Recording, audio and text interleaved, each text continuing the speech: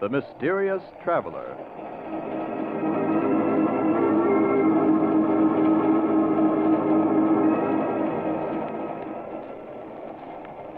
This is the Mysterious Traveler, inviting you to join me on another journey into the realm of the strange and terrifying.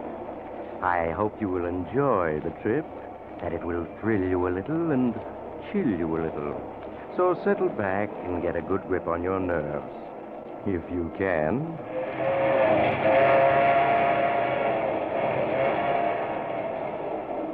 Where are we going?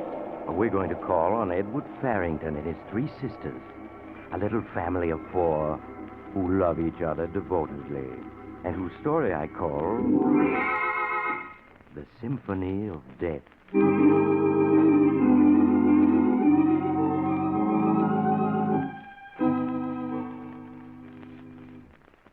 Edward Farrington and his sisters live by themselves in a large, gloomy old house on the outskirts of Boston. It is evening, and Edward is on his way home when his attention is attracted by a small establishment which is advertising a closeout sale. An economical and foresighted man, Edward stops his car and enters the dimly lighted shop. Good evening, sir. May I serve you? I'm not sure. I saw your sign, and it occurred to me that by purchasing now something I'm sure to need sooner or later, I might save a substantial sum. You are very foresighted, sir. Now, here is a design I can recommend unreservedly. A simple white column, yet cut from the finest Carrara marble. I see. The angel on top is of a single piece with a shaft. It can never be dislodged or separated. In every inch, in every line, it expresses dignified grief. Yes, I agree with you, but I'm afraid it's too expensive. What are these stones here in the corner? Please? They are our simplest design, polished granite cubes with just enough room for the name and the date. They are excellent memorials, but I am sure in the long run you will get greater satisfaction from something more appealing to the eye. No, I think these will do excellently. Yes, they're just what I had in mind. I'm particularly pleased by the fact that they're all alike. I see. You wish all four of them, then? No, not four, just three. Three will quite prepare me for all eventualities. Will you be able to store them for me until they're needed? Yes, we can store them at our main warehouse, if you wish. Excellent. I suppose I might as well give you the inscriptions to be carved on them while I'm here. You can leave room for the dates to be added. Of course, sir. Then if you'll just take this down. In loving memory of Florence, sister of Edward Farrington. Yes, sir. In loving memory of Martha, sister of Edward Farrington. In loving memory of Emily, sister of Edward Farrington.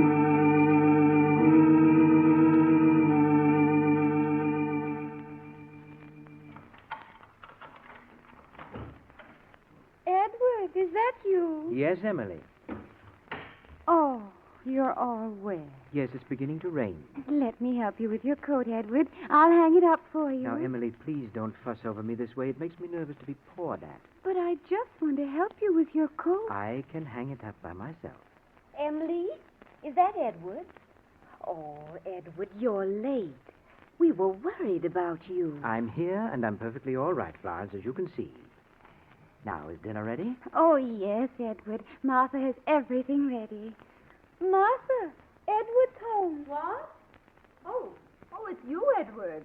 Well, we were worried about you. Martha, I've told you not to worry if I'm a few minutes late. Well, I suppose we just can't help it, Edward. Now we'll eat. And perhaps after dinner you will play the piano for us. Oh, will you, Edward? Please say yes. Please, Edward. Well, we'll see. I really should work on my symphony tonight, but perhaps I can play for a few minutes after dinner.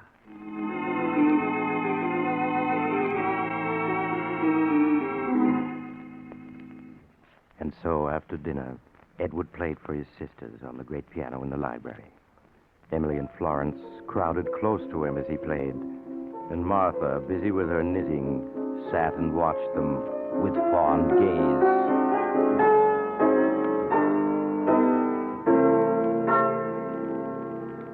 Oh, that was lovely, Edward. Please play some more. Yes, something we can sing. Well, all right. Just one more, and that's all.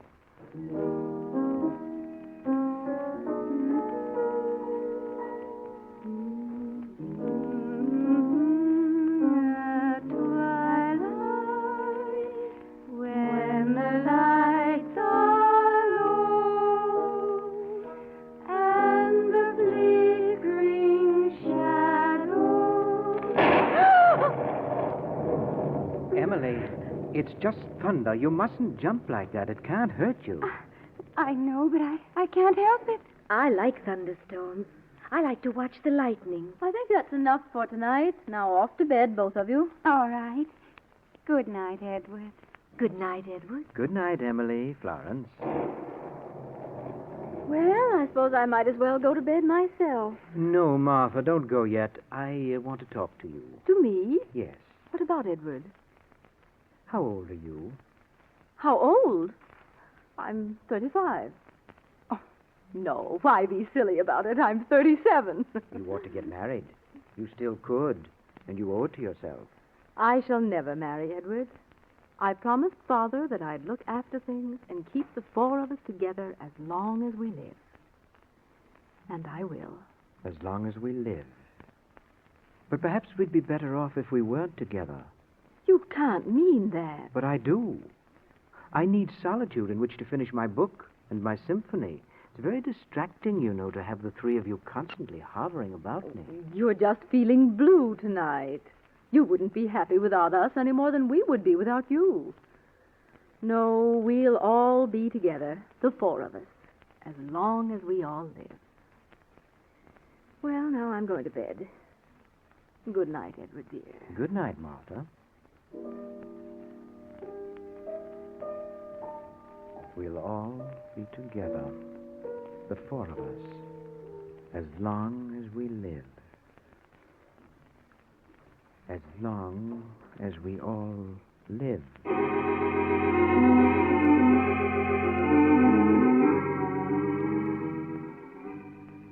In the morning, it was still raining. Well, after breakfast, Edward shut himself in the library to continue work on his symphony.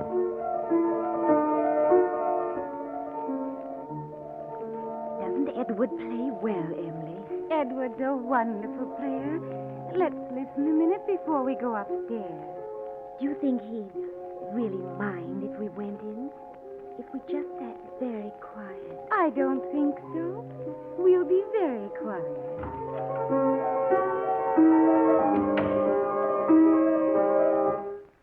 Who's there? Oh, it's you two. We're sorry, Edward. We didn't mean to disturb you. We'll go right away. No, you don't have to go. You mean we can stay, Edward? For a minute. I'm going to stop for a smoke. I'll bring you the cigarette.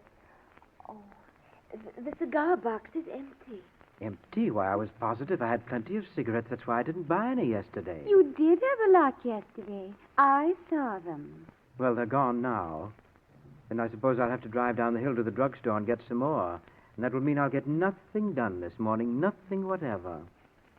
I wish I had someone I could send for them. Edward, let me go for you. In this rain? Why, you'd get soaking wet, Florence. Well, I could take the car. Take the car in weather like this? But I'm a good driver, Edward. You once said so yourself. And I have a driver's license. You know I have. You helped me get it. Yes, that's true. Well, but... I'd be very careful, Edward. Well, you must promise to drive very slowly down the hill to town. Oh, I will, Edward. All right, then, Florence. Here's the key to the car. The old car, of course. Now, be very careful. Oh, I will. I promise I will. May I stay and listen until Florence comes back? Well, I suppose so, seeing you're here already. You don't like us to be around, do you? Sometimes I think you don't like us at all anymore. Oh, that's nonsense. It's just that I'm trying to get a great piece of music written, and you keep disturbing me.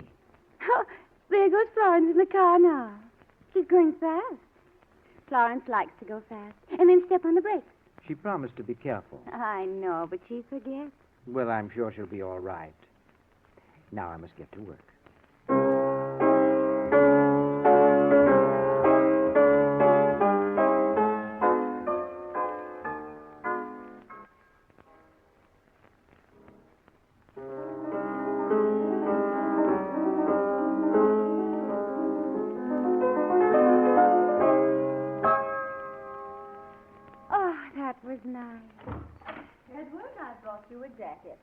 Well, I'm perfectly comfortable, Martha. I don't need a jacket. You mustn't take chances. Here, put it on.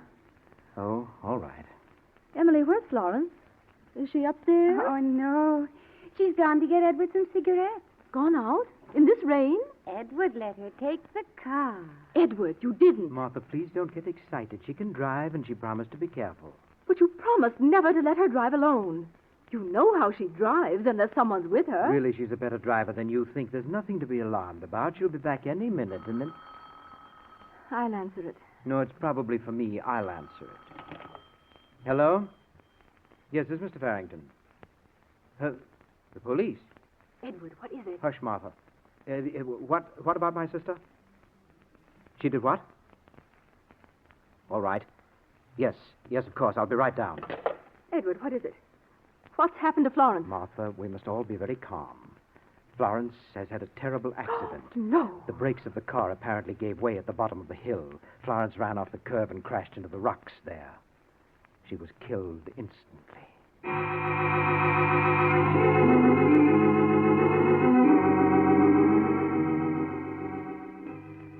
The official investigation into poor Florence's death established only the fact that the brakes had failed. But the brakes had only been checked the day before, as Edward proved to the police. Accordingly, they ascribed death to an unfortunate mechanical failure and closed the case. Edward, however, could not dismiss it from his mind so easily. Edward, you can't go on like this day after day, brooding about poor Florence's death. Oh, my dear, I blame myself for it if I hadn't let her take the car. I know, Edward. Why don't you try to work on your symphony? It'll help take your mind off Florence. No, I can't possibly do any work on that yet for a while. No, but I have another notion. I think I'd like to write our family history. Our family history? Yes, and it seems to me that once in Mother's old trunk in the attic, I saw a lot of letters that were written to her by relatives. Are they still there? Why, yes, they are. I'd like to look them over. They might help me get started on my history. Will you show me where they are, Martha? Why, yes, of course. We'll go up to the attic and I'll get them out for you right after lunch.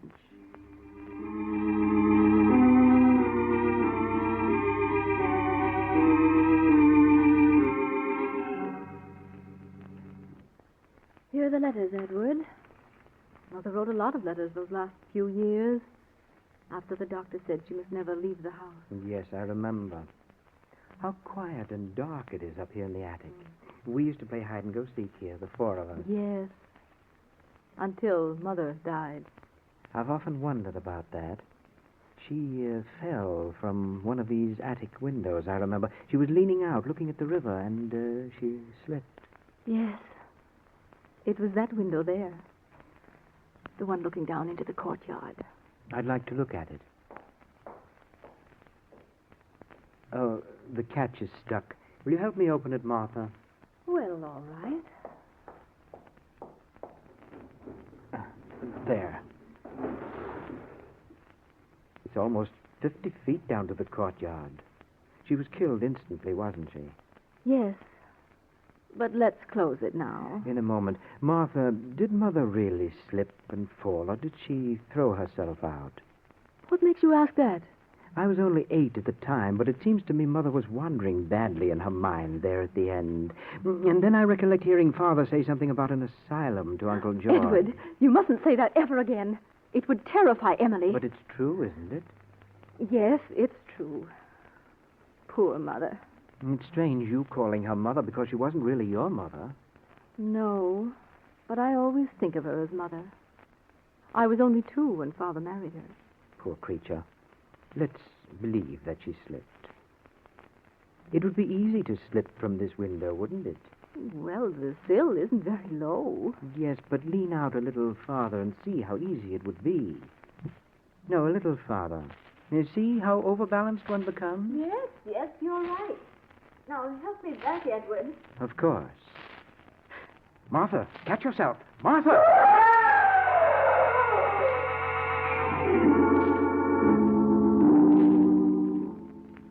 Poor Martha's tragic death, coming so soon after Florence's, was a great shock to Emily and Edward.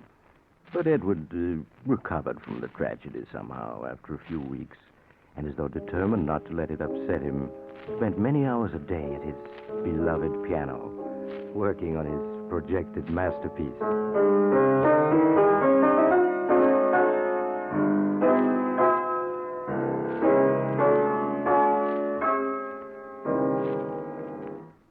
Oh, Edward, that was wonderful.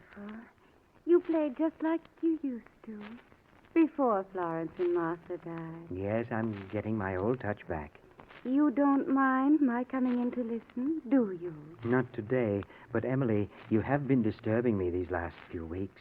Must you follow me around all the time? But, Edward, you know how much I like to be near you. And now that Florence and Martha are gone, I haven't anyone else to talk to. Yes, I know that, but I can't get any work done unless I'm left in peace. I won't bother you anymore, I promise. You know, I do miss Florence and Martha. Of course you do. But just the same, it's been awfully nice having you all to myself since they went. I'm afraid it's very lonely for you. Oh, no, it isn't. I like it. Yes, but I think we'll have to get a housekeeper. She'd be company for you, and she'd look after things. In fact, I'm going into town to interview a housekeeper today, a Mrs. McDonald. You'd like to go with me, wouldn't you? Oh, yes, Edward. We'll take the car and have a nice drive at the same time. Oh, that'll be fun. Now, how would you like to go out and get the car started for me? Get the car started. Yes, I have to tend to a few things before we go, and the motor needs to warm up. It's not working very well. Oh, Edward, do you think I could start it? Of course you could. Just turn on the switch and step on the starter, and then let it run until it's good and warm. All right, Edward. May I have the key? Yes. Here you are. Now, this is the ignition key. Mm-hmm. And use the little side door to get in. I'll unlock the big doors when I come out. I can pretend I'm driving it. Will you be long? No, just sit in the car and wait until I come. All right, Edward.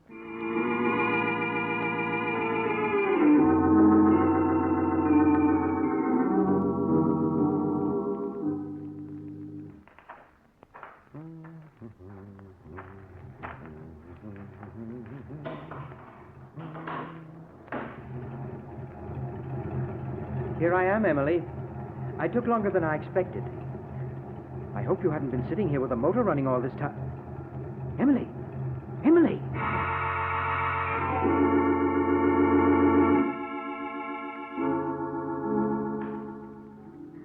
With Emily's unfortunate death from carbon monoxide poisoning, Edward Farrington was left quite alone in the great old house. His neighbors saw little of him, though they could hear him at his piano for many hours each day.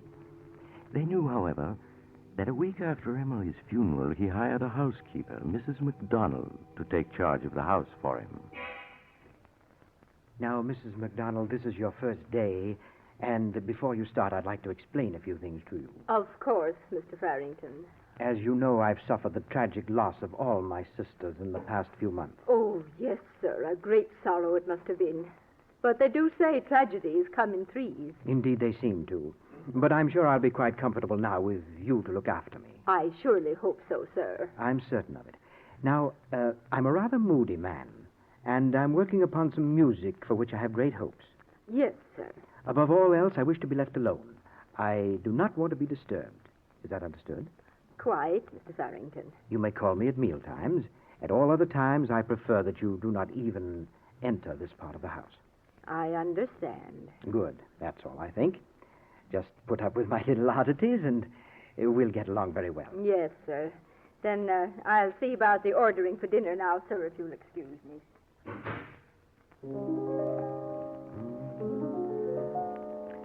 Now, let me see. The second movement needs touching up, so perhaps I'd better... What is it, Mrs. McDonald? I thought I said I was never to be disturbed. I'm very sorry, sir, but there's a gentleman come to see you. It's Detective Barnes, sir, from the police. From the police? Am I to be bothered with more stupid questions? Well, show him in. I suppose I must see him. Yes, sir. Will you go in, sir? Thank you. Good morning, Mr. Farrington. You remember me, I think. Yes, Mr. Barnes, I remember you. In view of the number of ridiculous and unnecessary questions you asked me after the deaths of my poor sisters, I have good reason to remember you. I've come to ask you more questions, Mr. Farrington. Tell me, did your sister Emily have a driver's license? I really don't know, and I don't care. You should care. Listen to me. First, your sister Florence died in an auto accident when brakes that had just been inspected failed to work. Even modern automobiles aren't proof against mechanical failure. Then Martha died in a fall from an attic window. Her body landed in the courtyard a full 6 feet from the wall of the Well, house. what of that? It was much too far away for her to strike, unless she leaped or was pushed. And you have said she didn't leap. I repeated, she did not leap, she fell. Perhaps. Now we come to Emily. She died of carbon monoxide poisoning in a closed garage. Well? You have said it happened because she went to get the car out to drive you downtown. That was your statement under oath. And a perfectly accurate statement. But I have just learned from the neighbors that Emily didn't know how to drive a car. Well, of course she could. Furthermore, they say her mental condition was such she could never learn to drive. Well, perfectly absurd. Did she have a driver's license? I repeat, I do not know. Because if she didn't, your statement is false. And if any part of your statement proves false, Mr. Farrington, I trust I make my meaning clear. Mr. Barnes, you can't show one jot of evidence to back up your ridiculous suspicions. Any court in the land would laugh at you for them. I can show no direct evidence. But there is such a thing as circumstantial evidence. You haven't even any circumstantial evidence. I have a world of it. The brakes on your car failed, and you are an amateur mechanic. Well? Martha's body falling so far from the building that she must have been pushed. Mere conjecture. Finally, Emily dying in a car she couldn't drive, though you have said she was going to drive you downtown. And she was. You've done nothing but build a tissue of fantastic suspicions. A jury will take them more seriously, especially when they learn that just before the first death, you bought 3 tombstones, one for each of your sisters. That shows what you were planning. It shows nothing. It was a sale. I was merely being foresighted. Then, Mr. Farrington, why didn't you buy 4 stones? One for each of you. I refuse to discuss the point. There was no reason for me to kill my sisters. No normal reason, perhaps. Though now that you are alone, you are living very comfortably on the income from your father's estate. Indeed. Furthermore, Mr. Farrington, I have checked on your family history. I know the truth about your unfortunate mother. Well? The fact concerning her might cause the jury to look differently upon you. It might influence the jury to bring in a verdict of murder while of unsound mind. Get out. Get out of this house, do you hear? You can prove nothing. Nothing whatsoever. All right, Mr. Farrington. I'm going. But I'll be back. No, wait. I'm ill. Help me. Here, sit here. That's it. It's my heart. There's medicine in my desk drawer. There. A small bottle. In the desk here? Yes. Here's the blue bottle. Is this it? Yes. Hurry. There's water in the thermos jug. Yes, I have it. Here's the water and the pill. Swallow it. Yes. Thank you. That's better. The pain is going away. Then, Mr. Farrington, I'll be on my way. I warn you, I'm going to check as to whether Emily had a driver's license. Today is Sunday, so it may take me a few hours. But if I find she had no license, I'm going to return with a warrant for your arrest. No. There's no need for that. Of course, the poor simpleton had no driver's license. I should have thought of that. I should have thought of that. Then you admit you killed her. Certainly I did. Why shouldn't I? She annoyed me. Me, a genius. I'm afraid a jury won't care whether you're a genius or not, Mr. Farrington. Do you suppose I care what a jury thinks?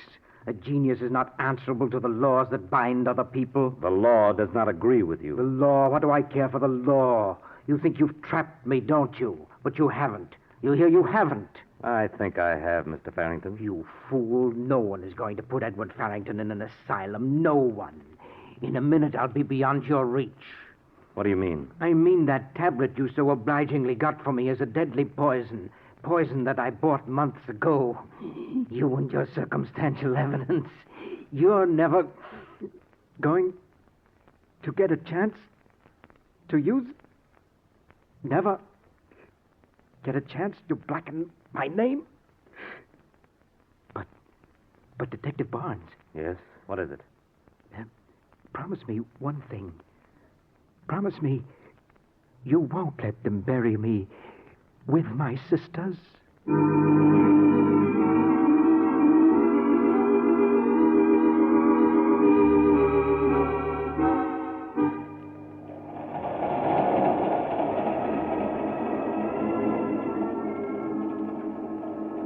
this is the mysterious traveler again. Did you enjoy our little visit with Edward Farrington and his three loving sisters? You know, perhaps Edward made a mistake after all when he didn't buy a fourth tombstone. By the way, do you live in a gloomy old house with three sisters who love you so much you can't bear to have them near you? Well, if you do, I'd advise you not to be too drastic with them. You might find yourself buried right beside them, as Edward was. I know another man who... Oh, you're getting off here. Well, I'm sorry. But I'm sure we'll meet again. I take this same train every week at this same time.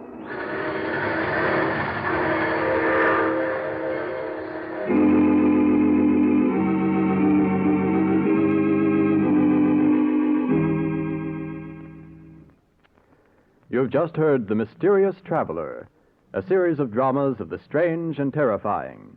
But before we tell you of next week's exciting story, here is Maurice Tarpaulin, the mysterious traveler himself, with a brief but vital message from your government. You all know that the stories we tell on this program are just stories, designed to entertain you, but not to be taken too seriously. Well, what I have to say now, however, is not a story, and is deadly serious. All over the world, people are starving. The United States and other food-producing nations are fighting a battle against famine. To win, food stocks must be conserved. You can help conserve them by canning and preserving food for your own use. If you have a victory garden, put up as much as possible from it. When your local markets feature an abundance of fruits or vegetables suitable for home preservation, can or preserve a winter's supply and release that much commercially canned food for the starving. Conserve your sugar for canning purposes. Follow the wartime rule of 1 pound of sugar to 4 quarts of finished fruit. And be sure to use only safe, tested methods. If you want information on any phase of home food preservation, write to the United States Department of Agriculture, Washington 25, D.C. Thank you, Maurice Tarpaulin. In addition to Maurice Tarpaulin, today's cast included Eric Dressler, Hester Sondergaard, Ann Tiemann, Inga Adams, and Martin Wolfson. Original music was played by Doc Whipple. The Mysterious Traveler is written and directed by Bob Arthur and David Kogan.